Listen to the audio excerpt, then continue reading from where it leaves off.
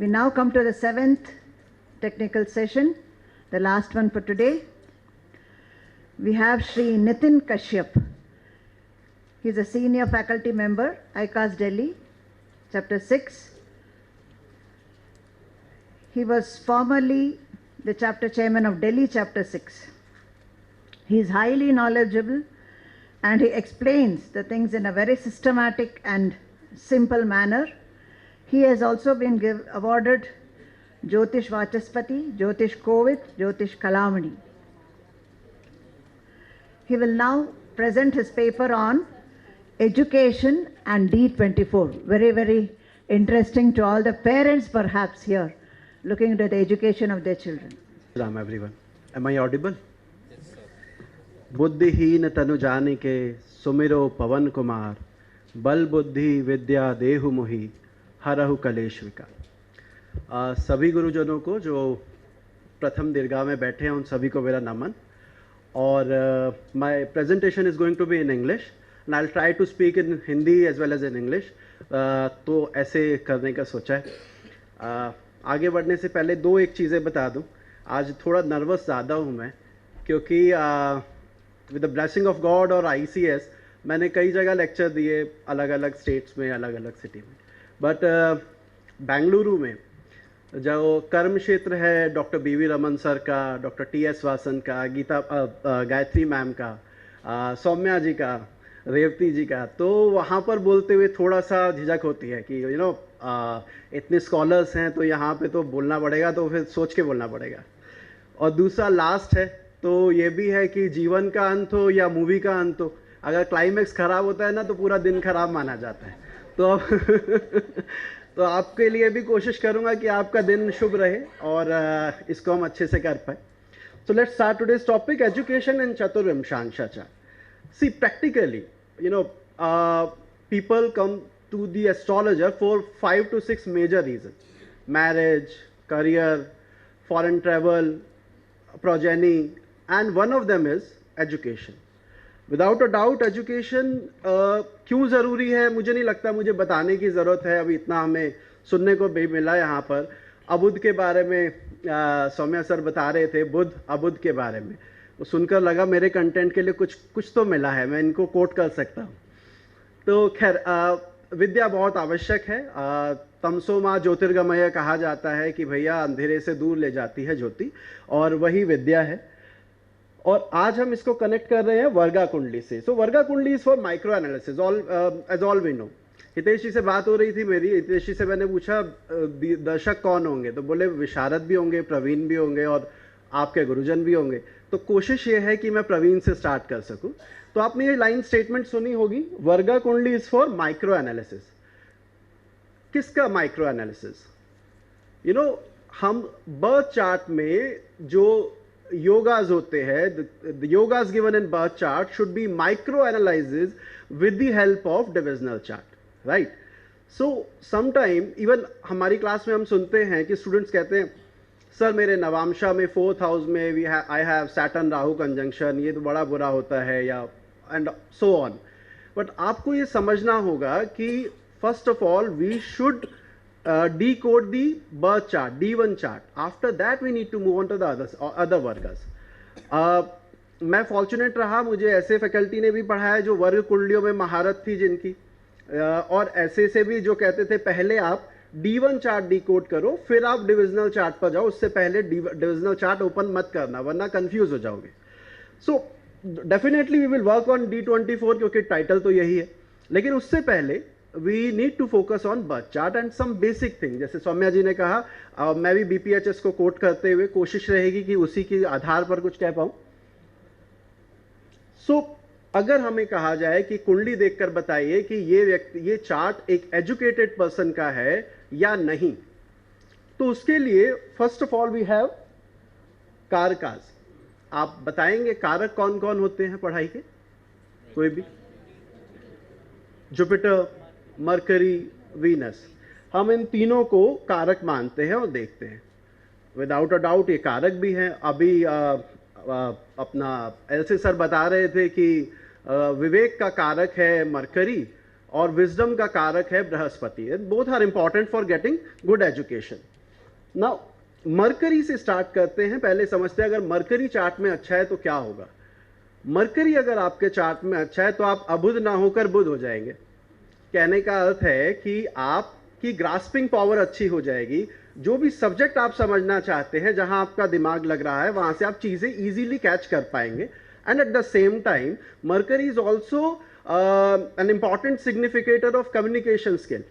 What ever you learn, जो भी आपने सीखा है, how to express it, how to show it, you can check through the help with the help of Mercury. So Mercury इस मायने में important है। फिर हमारे बृहस्पति आते हैं, ज्ञान के कारक हैं, विजडम के कारक हैं। And then Venus. वीनस, अभी गुरुवर ने वो कविना श्लोक बताया और हम लकी हैं, शुक्ला सर से दिल्ली में बहुत कुछ सीखने को मिलता है। तो उन्होंने एक बार कहा था कि शुक्र ज्योतिषियों की कुंडली में बेहद इंपॉर्टेंट है। शुक्र बहुत एक इंपॉर्टेंट प्लैनेट है। और जैसे सेशन कपूर सर से भी हम जब पढ़ते थे, वो क्या कहा करते थे कि practical application of knowledge should be seen from Venus. Jupiter can give you wisdom, you can coat books की जातक सारावली ये कहती है, बीपीएचएस में ये लिखा है, but when you need to apply it on a chart, you need to focus on Venus. तो स्ट्रॉन्ग वीनस इसमें हेल्प करता है। और इसमें चार्ट भी आते थे। आई रिमेंबर इंदिरा गांधी जी का चार्ट डिस्कस करते थे कि पुष्कर नवांश में वीनस है, और जो उनसे पहले दो प्राइम मिनिस्टर थे उनके जुपिटर स्ट्रॉन्ग थे। तो थ्योरी बहुत अच्छी थी, बट प्रैक्टिकल एप्लीकेशन 90s में इतनी अच्छी नहीं थी।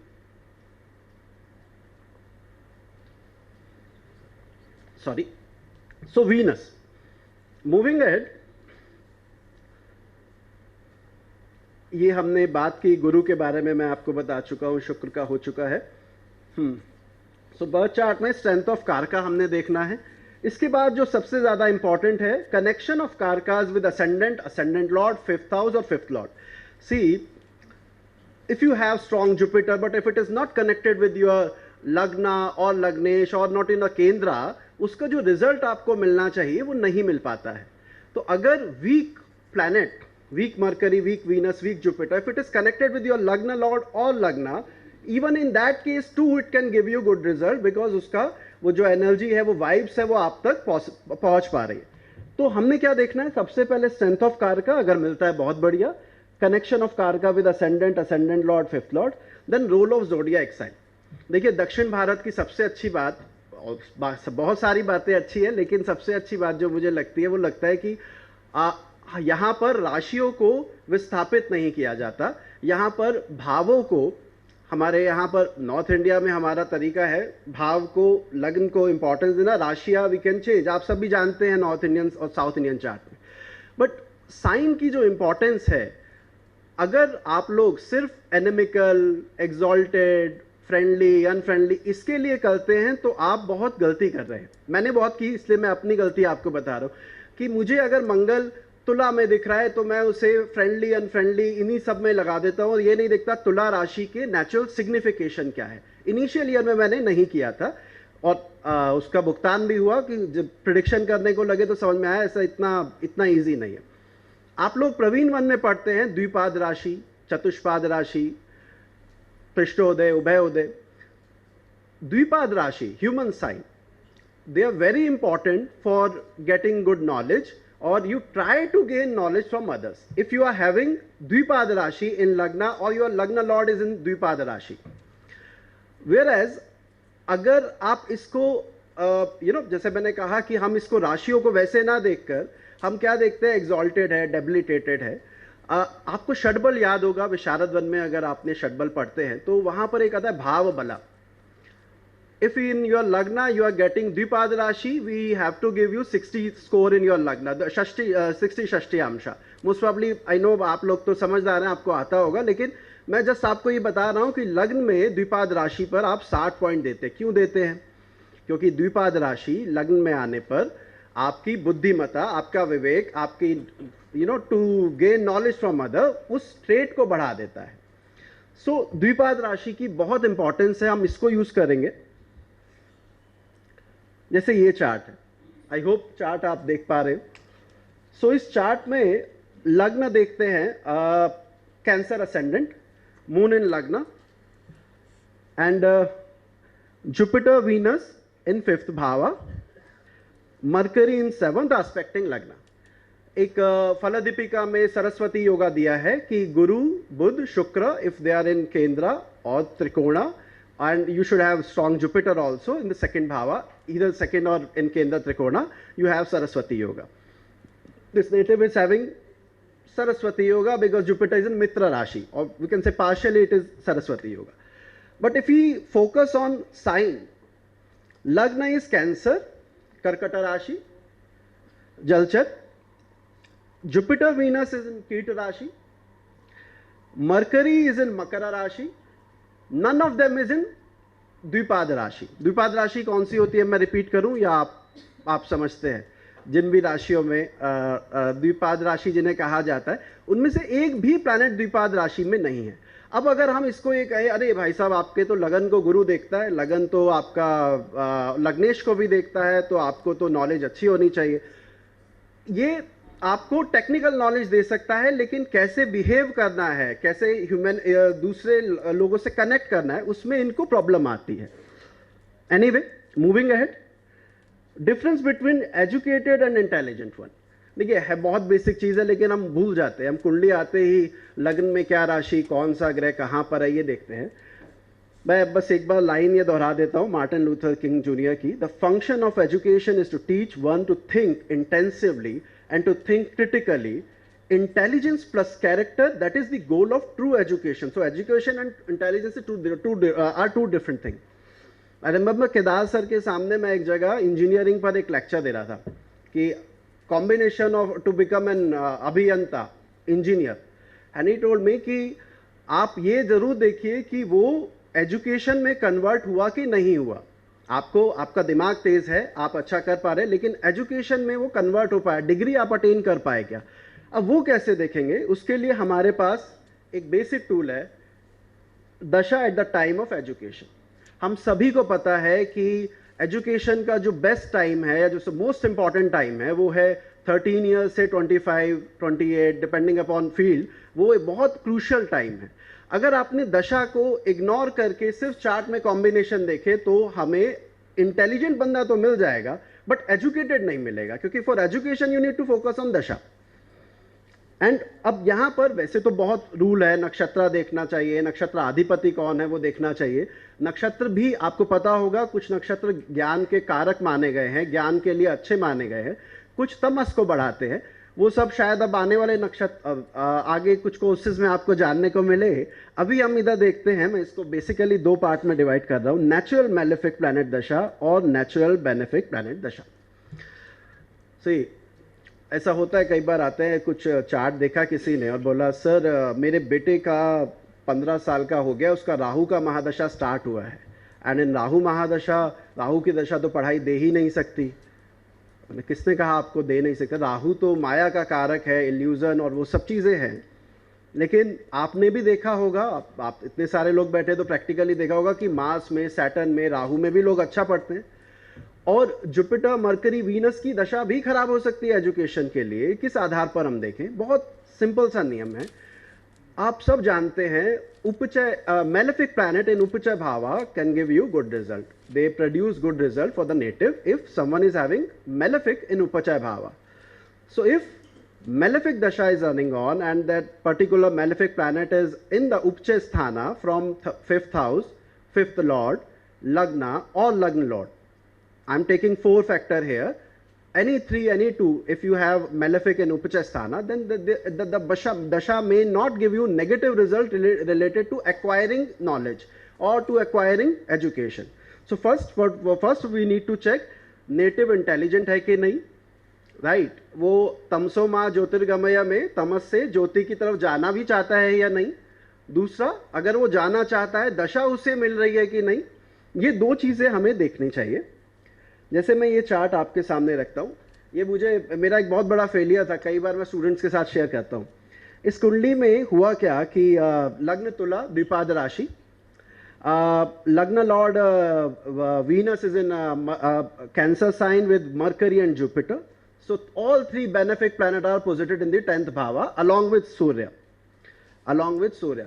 So we have Nadi principle, also Surya Guru sir अभी ऐसे सर बता रहे थे कि ये बहुत बहुत अच्छा योग है, and actually it give him a very good result. But जब ये चार्ट मेरे पास आया 2009 आई गेस, और मैंने ये कॉम्बिनेशन देखकर जो सीखा था, गुरु शुक्र बुध सब केंद्र में, तो he should be an intelligent one और अच्छा कर रहा होगा. हुआ क्या कि ये जातक उस समय विद्या अध्ययन में बहुत अच्छा नहीं था. इसके फादर ने कहा आप दोबारा ज्योतिष पढ़िए, आप गलत बता रहे हैं. और नहीं, सच बात है, तो मैं बता रहा हूँ आपको कि फेलियर से ही सीखते हैं हम. बोले सर आप, मज़ा नहीं आया. मैंने क्या हुआ सर, आपने जो बताया नहीं लगा, ही इज़ अ फेलियर. इसके ब्रदर जो है वो अच्छा पढ़ने में है, मैं एजुकेटेड हूँ, बट ये ब्लॉट है हमारी क्या कहे छवि के ऊपर. एनीवे, तो ये चार्ट आया जब, तो लगा क्या गलती की. तो गलती मैंने क्या की थी, ये नेटिव पैदा हुआ था चंद्रमा की महादशा में. इस मून इज इन हस्त नक्षत्र. चंद्रमा की दशा 10 साल होती है, उसके बाद आई होगी मंगल की, उसके बाद आई होगी राहु की. अब आप मंगल और राहु पे ध्यान दीजिए और लगन से और 5th हाउस से देखिए वो कैसे बैठे हैं. From 5th house mass is in the 4th भाव. From 5th it is in the 4th.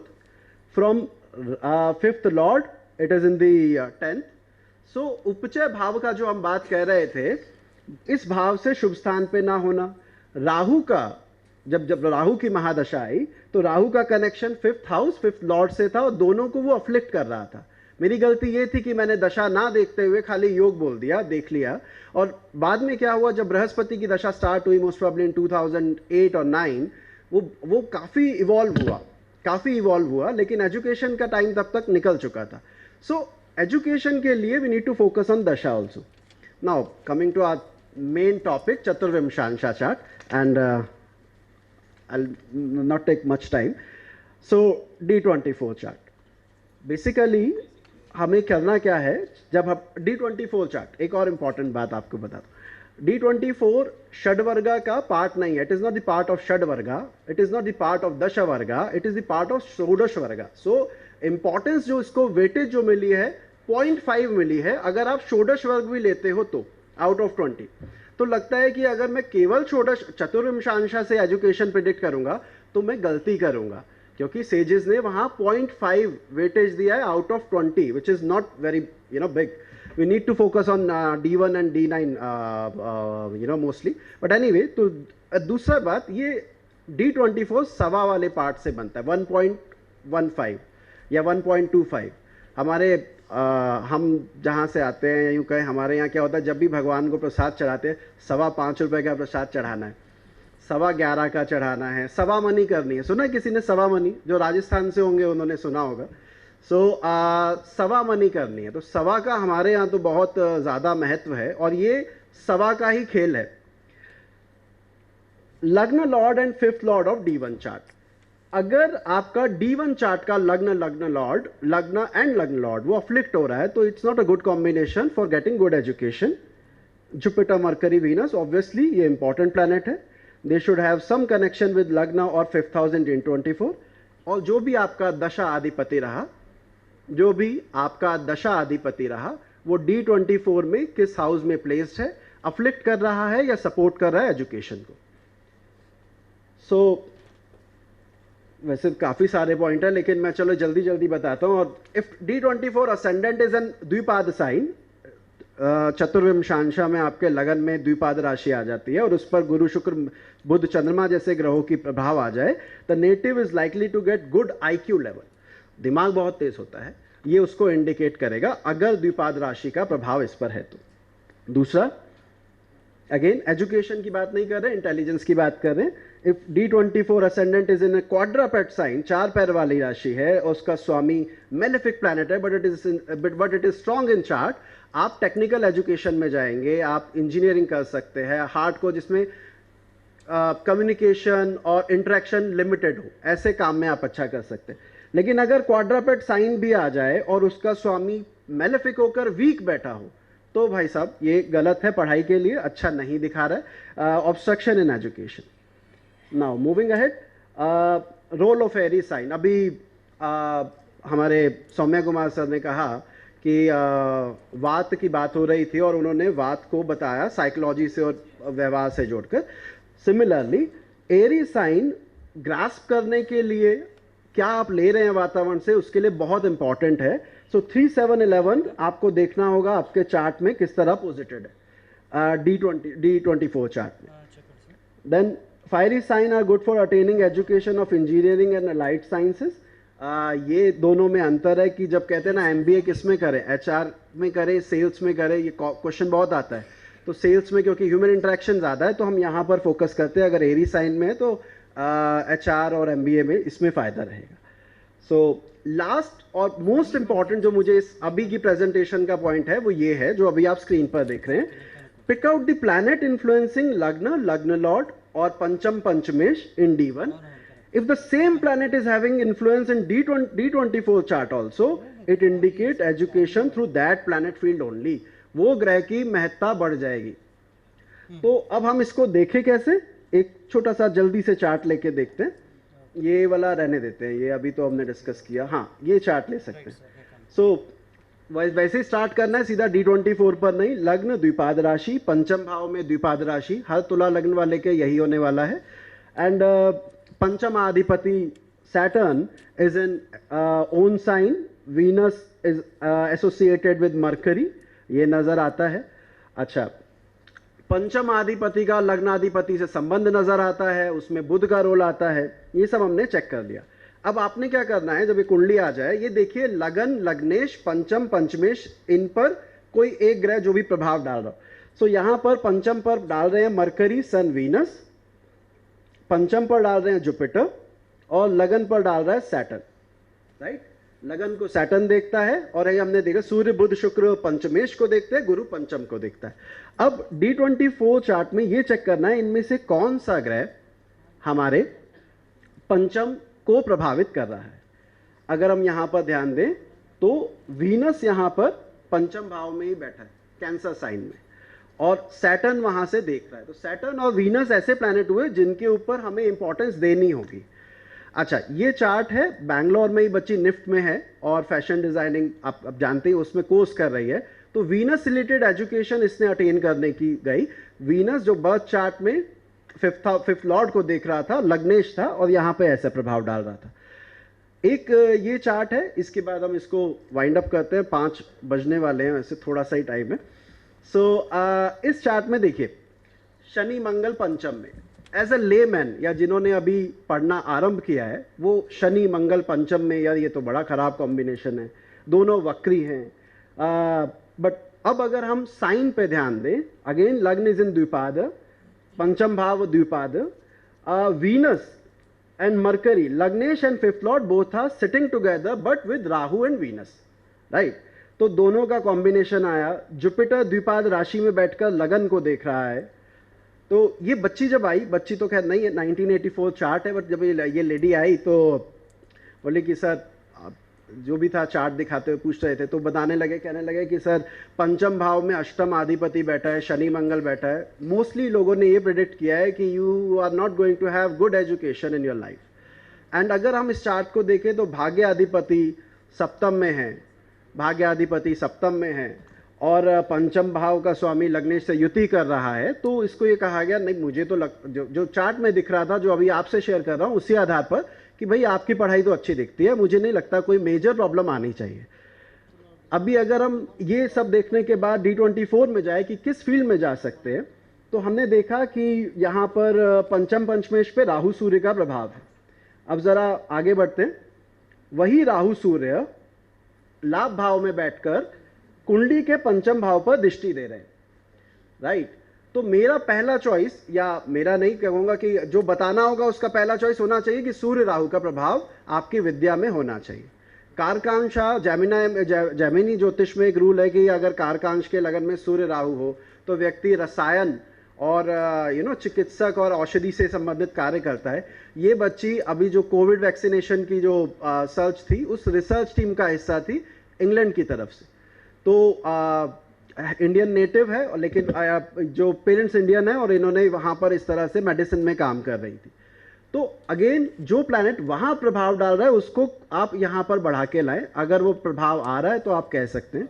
And basically repeat कर रहा हूँ, सार इसका ये है, पहले आपने कुंडली में कारक की ताकत देखी, कारक का पंचम पंचमेश लगन लग्नेश से संबंध देखा, ह्यूमन साइन की इन्वॉल्वमेंट देखी, फिर आपने उसकी कंटिन्यूएशन लेके गए D24 में.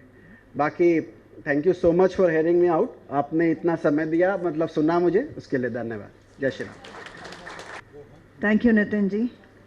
It was an interesting talk on the chart, D24 chart. I think all of us will be contemplating to see whether we are intelligent or educated.